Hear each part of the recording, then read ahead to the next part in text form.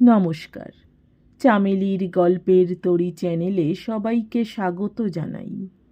আজকে আমি আশাপূর্ণা দেবীর লেখা ক্যাশমেমো গল্পটি পাঠ করে শোনাবো আপনাদের। আশা করছি গল্পটি আপনাদের ভালো লাগবে। শুরু করছি আজকের গল্প ক্যাশমেমো। ঘরের খিল লাগাবার আপাতত কোনো মানেই হয় না। বাড়িতে প্রাণী বলতে দ্বিতীয় কেউ নেই এখন। ঠিকে ঝিটা তো কোন কালে কাজ সেরে বিদায় নেয়। চাকরটাকেও আজ বিদায় করেছে নবেন্দু, তাকে সিনেমা দেখার পয়সা দিয়ে। কেউ সাক্ষী নেই নবেন্দুর কাজের। কেউ রিপোর্ট দাখিল করতে যাবে না অঞ্জলির কাছে। তবু খিলটা লাগালো নবেন্দু, বেশ ভালো করে চাপ দিয়ে। তারপর সন্তর্পণে পকেট থেকে বার করল চাবির তোড়াটা। অঞ্জলি কিছুতেই এই তোড়াটাকে হাতছাড়া করতে চাইছিল না। বারবার সন্দেহ প্রকাশ করছিল, নবেন্দুর হাতে পড়লে নির্ঘাত এই পৃথিবীর জনারণ্যে হারিয়ে যাবে ওটা, এবং সেই ভয়ঙ্কর বিপদটা ঘটলে অঞ্জলির আর পাগল হওয়া ছাড়া গত্যন্তর থাকবে না। কারণ অঞ্জলির যথাসর্বস্ব নাকি ওই চাবির মধ্যে। তোমার চাবির বহর দেখলে, হেসেছিল নবেন্দু, মনে হয় শুধু যথা নয়, অনেকে অযথাও আশ্রয় পেয়েছে ওদের হেফাজতে। কি করেছ বলো তো? খুব কতকগুলো ফলস চাবি ভরে রেখেছ বুঝি রিংটায়? ফলস চাবি ভরে রাখবো আমি রিংয়ের মধ্যে? কচি খুকি নাকি? প্রায় রেগেই উঠেছিল অঞ্জলি। নবেন্দু তবুও হেসেছে। তাহলে খুব সম্ভব ঘুঁটের ঝুড়ি, কয়লার বাক্স ইত্যাদি মহামূল্যবান দ্রব্যগুলিও এদের মধ্যে ঠাঁই পেয়েছে। বাজে বকো না। সংসারে কত বাক্স, কত তালা, কত চাবি, তার হিসেব আছে তোমার? চাবির তোড়াটা হাতছাড়া না করেই ভুরু কুঁচকে বলেছিল অঞ্জলি।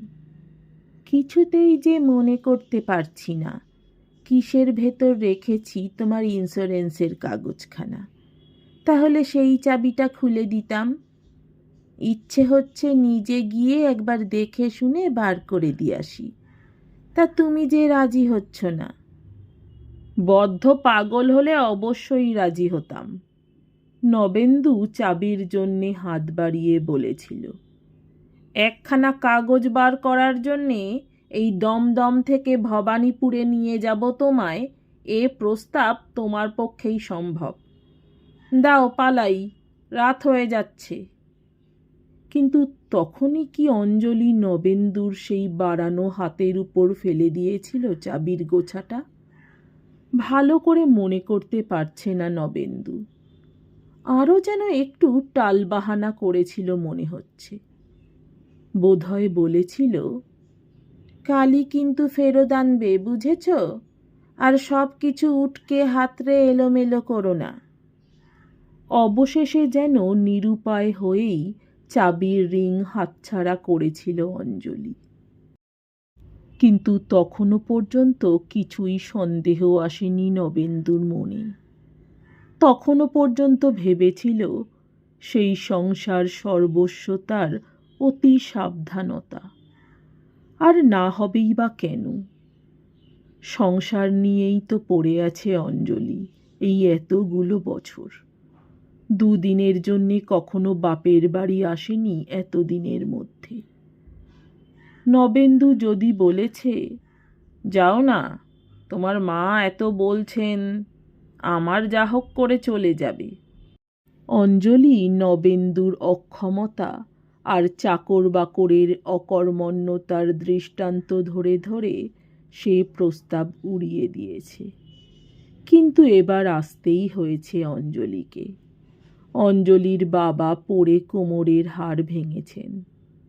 আর কোমর ভাঙার মতো শোচনীয় দুঃসময়েও যদি অত বড় মেয়ে গিয়ে সেবা না করে, শুধু নিজের সংসারটি আগলে বসে থাকে, তাহলে লোকে কি ধুলো বৃষ্টি করবে না? সেই ধুলোর ভয়েই আসতে হয়েছে অঞ্জলিকে।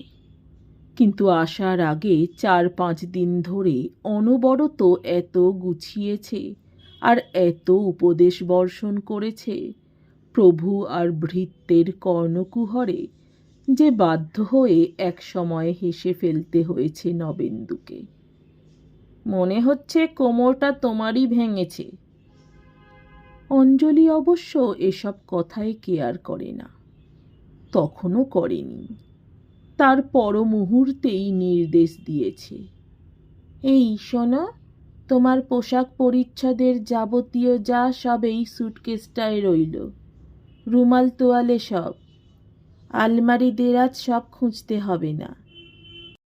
না, তখনও কোনো কিছুই মনে হয়নি। অঞ্জলির বেশি বোকা স্বভাব, এই ভেবে ওর সব কথায় কানও দেয়নি। সন্দেহ এলো তখন, ঠিক যখন নবেন্দু শ্বশুরবাড়ি থেকে বেরিয়ে রাস্তায় পা দিয়েছে। ঝোড়ো একটা বাতাস উঠল। ভবানীপুরের বাড়ির সেই ঝিমঝিমে ঠান্ডা ঠান্ডা নিঃসঙ্গ ঘরটাকে মনে পড়ল। মনটা কেমন খারাপ লাগলো। আর সেই খারাপ লাগার সঙ্গে সঙ্গে মনে পড়ল অঞ্জলির সঙ্গে ওই চাবির প্রসঙ্গ ছাড়া আর কোনো কথা হয়নি। আশ্চর্য, অঞ্জলিও তো। আর ঠিক সেই সময় মনটাকে যেন আচমকা জ্বরের গা কাঁটা দেওয়া শীতের মতো আঁকড়ে ধরল এই সন্দেহটা। চাবির জন্যে অঞ্জলি অত এমন করলো কেন? সত্যি সত্যি যে চাবিটা হাতে পাওয়া মাত্রই হারিয়ে ফেলবে নবেন্দু, এতটাই কি ভেবেছে অঞ্জলি? তবে কেন এত দ্বিধা, এত ইতস্তত? তবে কি মনের মণিকোঠায় রক্ষিত কোনো অমূল্য সম্পদের ছোট ছোট কোনো নিদর্শন সঞ্চিত আছে অঞ্জলির গোপন ভাণ্ডারে? বাঘিনীর মতো আগলে রাখতে চাইছে সে সেই সঞ্চয়টুকু স্বামীর দৃষ্টির সামনে থেকে। চাবিটা পকেট থেকে বার করল নবেন্দু সন্তর্পণে। কোনটা কিসের কিছুই জানে না সে। তার মানেই হচ্ছে এ যাবৎ নবেন্দুর কাছ থেকে আড়াল করে এসেছে অঞ্জলি তার সব কিছু। চোখে ধুলো দিয়ে এসেছে নবেন্দুর, আর নবেন্দু সুখে দিন কাটিয়েছে তদগত প্রাণ হয়ে। অঞ্জলি যে আদৌ বাপের বাড়ি যেতে চায় না, সেটাও তো এই একই রহস্য। কে বলতে পারে নবেন্দুরই এইখানে আশেপাশে কেউ রয়েছে কিনা অঞ্জলির আকর্ষণের কেন্দ্র হয়ে? কি না কেন, নিশ্চয়। কে জানে নবেন্দুর অসাক্ষাতে, অনুপস্থিতিতে এই ঘরই জমজমাট হয়ে ওঠে কিনা হাসি, গল্পে, কৌতুকে, আনন্দে। নিঃসন্তান স্ত্রীলোক চট করে বুড়িয়ে যান না। অঞ্জলির মধ্যেও নিশ্চয়ই এখনও যৌবনের আবেগ আছে, চাপল্য আছে। সেই আবেগ, চাপল্য, ন্যায় অন্যায়, বিচার বিবেচনা হারিয়ে ফেলেছে অঞ্জলি। বিচার বিবেচনার যে অভাব, সে তো বোঝাই গেল বর্তমান পরিস্থিতিতেই। বাপের অ্যাক্সিডেন্ট শুনে অধীর হয়ে ছুটে গেল না অঞ্জলি শুধু বাপকে দেখবে বলে। গেল ধীরে সুস্থে সংসার গুছিয়ে 5 দিন পরে, নিহাত লোকে কি বলবে বলে। একে কি বলে? প্রবৃত্তি সর্বস্বতা ছাড়া আর কি বলা যায় একে? চাবি চেনে না, তবু বড় আলমারির চাবিটা একবারেই লাগল। আন্দাজের উপর নির্ভর করে লাগাতেই ঘুরে গেল। কিন্তু এতে তো শুধু গরম কাপড় চোপড় আর সিল্ক বেনারসি। রেশম আর পশমকে অক্ষয়ে অটুট রাখতে কোনো আয়োজনের ত্রুটি রাখেনি অঞ্জলি। ন্যাপথলিনের চাকতি রেখেছে কাদা প্রমাণ, ন্যাকড়ার পুঁটলিতে রেখেছে কালো জিরে, আর তলায় তলায় বিছিয়ে রেখেছে শুকনো নিম পাতা। শুধু ওর অপরাধের চিহ্নটুকু রাখেনি অঞ্জলি কোনো খাঁজে, কোনো খাপে। এতে রাখবে কেন, মনে মনে বলে নবেন্দু। এদিকে যে ঘোর সংসারী। কাগজপত্র মানে আর কি চিঠিপত্র, এতে রাখবে না। কাগজের সঙ্গে রেশম পশম থাকলে পোকা হয়, সে কথা নবেন্দুই জানে, তা অঞ্জলি। আচ্ছা, এই চাবিটা ছোট আলমারির কি? একবারে হয় না, বারবার চেষ্টা করতে হয়, অবশেষে হয়। কিন্তু ছোট আলমারিতে তো শুধু শাড়ি আর শাড়ি। এত শাড়ির সঞ্চয় অঞ্জলির! কি করে এত শাড়ি নিয়ে? কখন পরে, কখন পরবে? এত শাড়ি কি নবেন্দু কিনে দিয়েছে? অথবা নবেন্দুর টাকায় অঞ্জলি? কবে, কখন? বাপের বাড়ি থেকে তো বছরে একখানা বই কখনো এক জোড়া দেয় না। তবে তবে এ শাড়ির উৎস কোথায়? এ কি আর কারো প্রেমোপহার?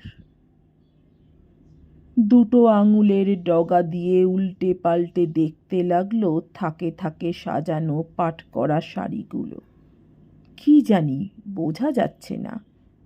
সবগুলোই মনে হচ্ছে বুঝি বা আগে দেখেছে, আবার সবগুলোই মনে হচ্ছে বুঝি কোনোদিনই দেখেনি। আচ্ছা, এরই কোনো খাঁজে, কোনো পাটে গোঁজা নেই তো একগোছা চিঠি, একখানা ফটো, দুটো শুকনো ফুল? ভাঁজ করা শাড়িগুলো উটকে হাতড়ে একাকার করে তছনছ করে বসল নবেন্দু। ভয়ের কি আছে, ঘরে তো খিল লাগানো। গোছানো পরে গোছালেও চলবে, অঞ্জলি এখন অনেক দিন বাপের বাড়ি থাকবে। এই তো, এটা কি? এটা শুকনো ফুল না?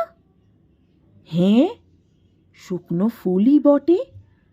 শুকিয়ে কালো হয়ে যাওয়া দুটো অপরাজিতা আর একখানা খড়খড়ে বেলপাতা।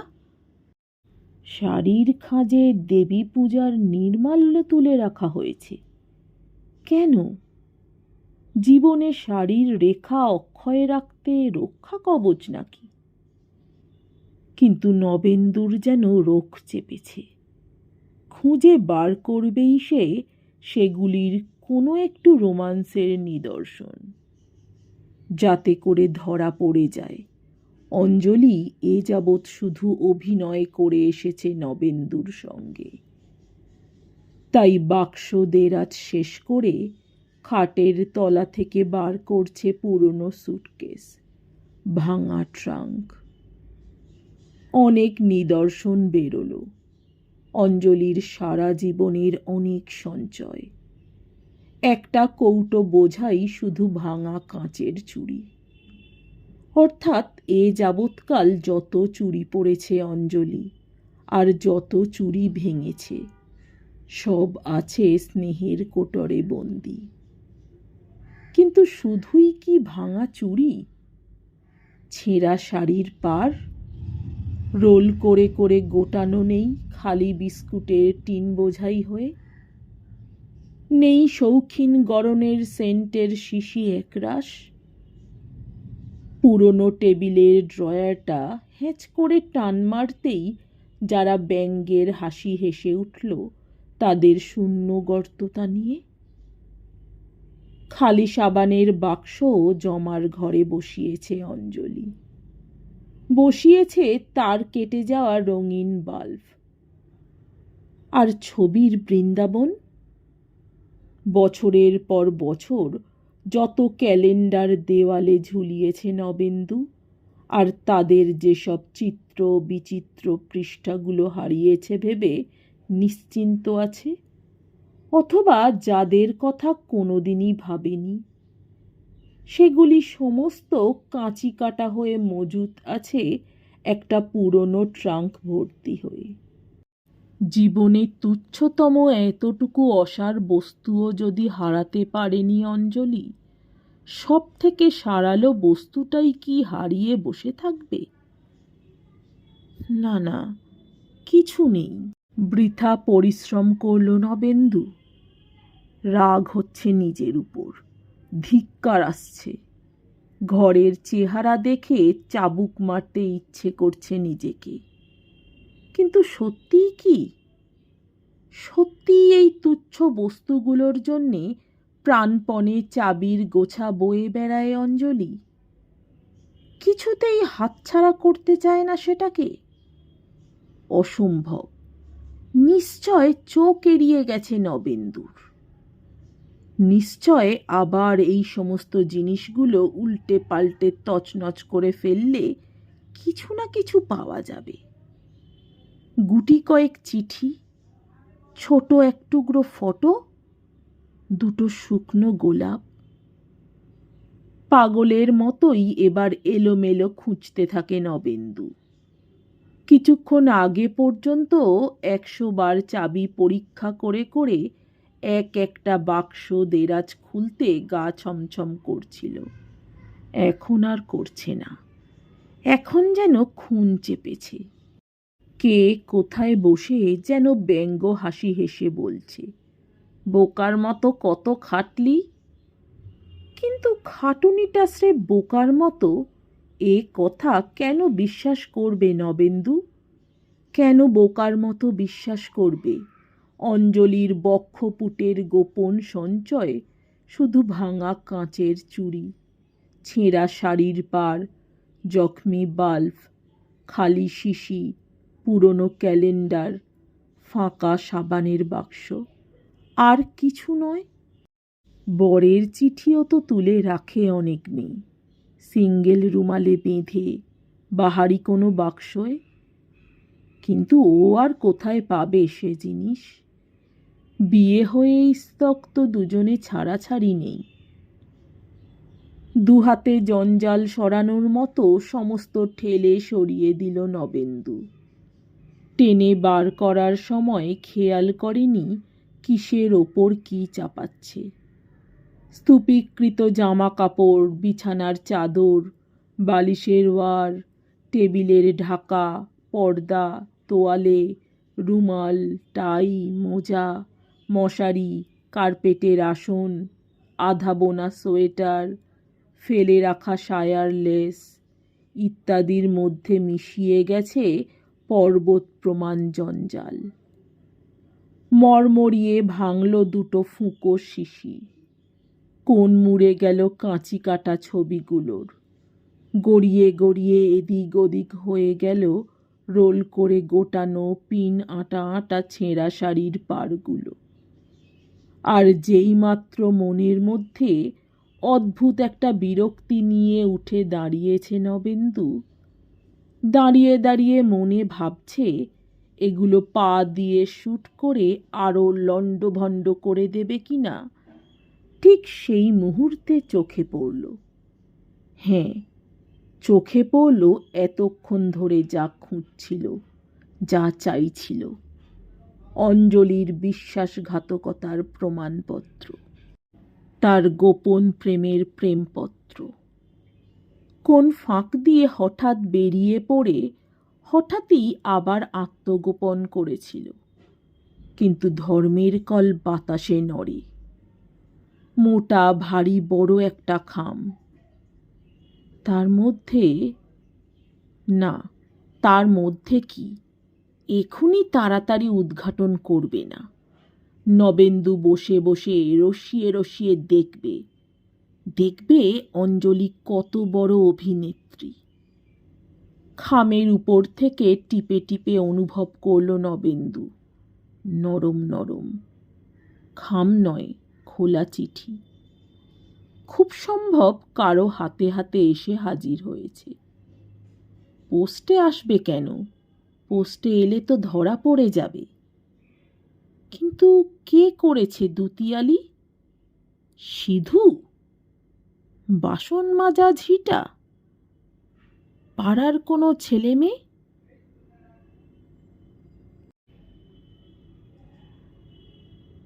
যাক, এতক্ষণের খাটুনিটা তাহলে বৃথা যায়নি।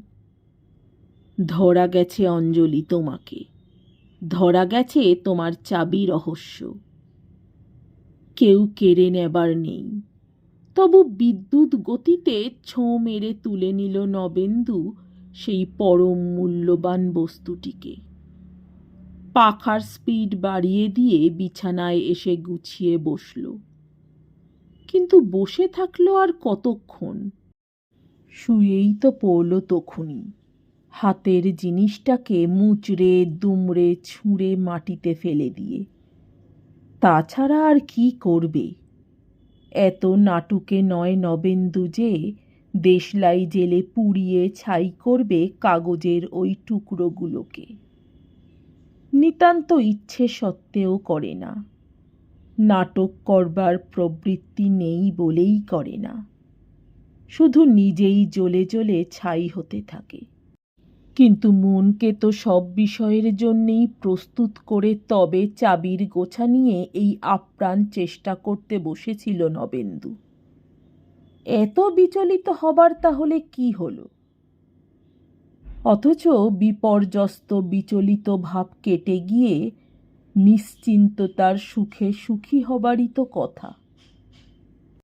যে কাগজের টুকরোগুলোকে এত যত্নে আলাদা খামে ভরে আলমারিতে তুলে রেখেছিল অঞ্জলি, সেগুলো তার গোপন প্রেমিকের প্রেমলিপি না হয়ে যে তার এত যাবৎকালের জমানো ক্যাশ মেমোর গোছা হয়েছে, এতে আনন্দ না হয়ে এমন যন্ত্রণা হচ্ছে কেন নবেন্দুর? হ্যাঁ, বহুবিধ সঞ্চয়ের মতো ক্যাশ মেমো সঞ্চয়েরও একটা নেশা আছে অঞ্জলির। বোধ করি জীবনভর যত জিনিস কিনেছে সে, সব কিছুর ক্যাশ মেমোগুলি পরিপাটি ভাঁজ করে করে তুলে রেখেছে। কিন্তু নবেন্দুর মুখে অমন ভাঁজ পড়ছে কেন? ভয়ানক একটা যন্ত্রণার ভাঁজ। স্ত্রী অবিশ্বাসিনী নয়, এই প্রমাণ পাওয়ার ঠিক পরই কেন নবেন্দুর মুখ দেখে মনে হচ্ছে কে যেন ওকে নিদারুণ ঠকিয়েছে, সারা জীবন ঠকিয়ে আসছে। অঞ্জলির কোনো গোপন তথ্য আবিষ্কার করতে পারলেই কি খুশি হয়ে উঠত নবেন্দু? এতক্ষণের পরিশ্রমের মূল্য পেল বলে। কিন্তু তাই কি হয়? হওয়া সম্ভব? তবু হচ্ছে, তবু যন্ত্রণা পাচ্ছে নবেন্দু। যেন পুরো একটা মানুষকে কোনো মূল্যে কিনে রেখেছিল অঞ্জলি।